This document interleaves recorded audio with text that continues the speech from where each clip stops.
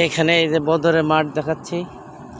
ওই যে মা বোনেরা আমার ভাইরা গরমের কারণে রৌদ্র তো এখন 2টা বাজে, কেউ আসে না। এই যে বদরের মাঠ, এই যে এটা বদরের মাঠ।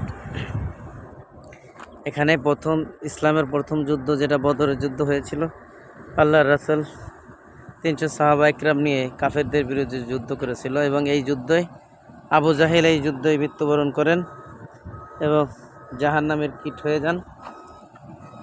এই যুদ্ধ মাজ এবং মুআজ ছোট বাচ্চা, 2টা বাচ্চা যুদ্ধ করেছিল এবং মাজ এবং মুআজের 2 ভাইয়ের হাতেই, বড় ভাইয়ের হাতেই আবু জাহেল জাহান্নামে গিয়েছে।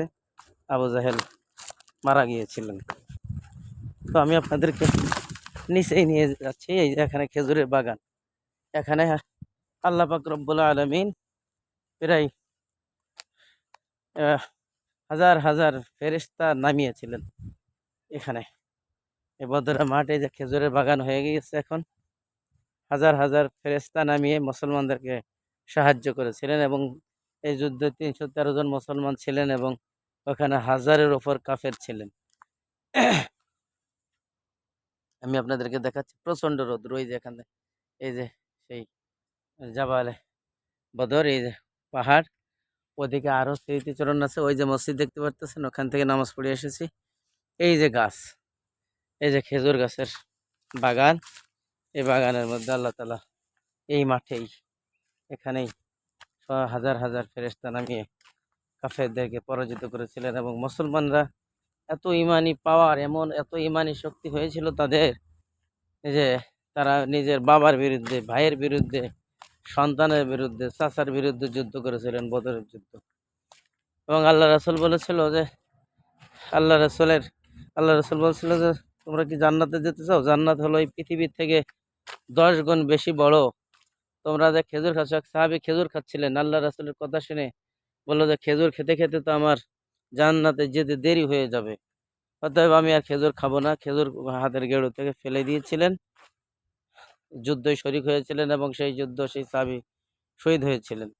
আল্লাহ রাসূল বললেন যে হ্যাঁ, এই সাহাবী জান্নাতি। অতএব বদরের মাঠে আসলে অনেকে আসতে চান অনেক দূর। মক্কা থেকে প্রায় 350 আর মদিনা থেকে 130 কিলো দূর। এখানে নিজের ব্যক্তিগত দেখেন কেউ নেই মাঠে। নিজের ব্যক্তিগত খরচে আমি এসেছি, যে এত কষ্ট করে এত টাকা খরচ করে আসলাম বদরের, এখানে দেখবো না, এটা কেমন কথা? অতএব আমার সাথে অনেকেরই বলছিলাম আসতে, তো তারা আসেনি। আমি একা একাই এসেছি আলহামদুলিল্লাহ। তো আপনাদেরকে আমি বদরের মাঠ এবং বদরের খেজুরের বাগান দেখাইলাম ঘুরে ঘুরে, আলহামদুলিল্লাহ। তো কেমন লাগে আপনাদের এই যে আমি যে দেখাই এত কষ্ট করে, আল্লাহর সন্তুষ্টর জন্য দেখাই, আপনাদের কাছে কেমন লাগে আমাকে একটু কমেন্ট করে জানাবেন ইনশাল্লাহ। আপনারা একটু ভালো কমেন্ট করলে পরে একটু ভালো লাগে।